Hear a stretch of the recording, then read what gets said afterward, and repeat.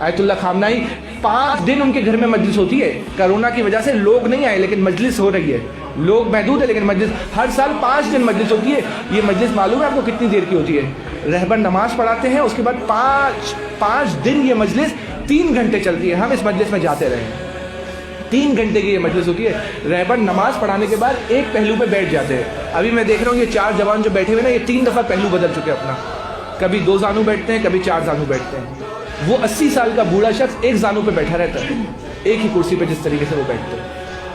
کیسے یہ کسی نے آ کے کہا کہ آغا آپ ضعیف ہو چکے ہیں, 80 سال کے ہو چکے ہیں, کچھ دیر کے لیے بی بی کے ذکر میں شرکت کر لیا کیجئے. یہ آپ 3 گھنٹے کے لیے جو مسلسل بیٹھتے ہیں, پہلے تلاوت ہوتی ہے, پھر اس کے بعد سوسکوانی اور وہ جو ان کا سلسلہ ہوتا ہے اشعار پڑھنے کا وہ ہوتا ہے, اس کے بعد ایک ذاکر آتا ہے, خطیب آتا ہے, وہ خطیب آ کے اپنی تقریر کرتا ہے, اس کے بعد ایک نواں خان آتا ہے, وہ مسائل پڑھتا ہے اور پھر نواں خوانی کرتا ہے وہاں پہ جو سلسلہ ہوتا ہے.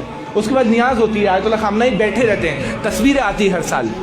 5 دن 3 گھنٹے تک بیٹھے رہتے ہیں. اس کو پورے دنیا کے مسائل دیکھتے ہیں, اس کو پوری دنیا کے جوابات دیکھتے ہیں, اس کو پوری دنیا کی تحریکوں کو لیڈ کرنا ہے, لیکن وہ بیٹھا رہتا ہے. کسی نے آگے کہا آغا کچھ دیر کے لیے آ جایا کریں اور پھر چلے جایا کریں. معلوم ہے آپ کو آغا نے کیا کہا؟ رہبر فرماتے ہیں کہ میں پورے سال کا رزق ان 5 دنوں سے حاصل کرتا ہوں. یہ 5 دنوں سے جو میرے پورے سال کی مصروفیات ہوتی ہے نا, اس کے لیے مجھے رزق کی ضرورت ہوتی ہے, معنوی رزق, روح کی غذا. وہ روح کی غذا خامنائی حضرت زہرا کے فرش عزا سے حاصل کرتا ہے.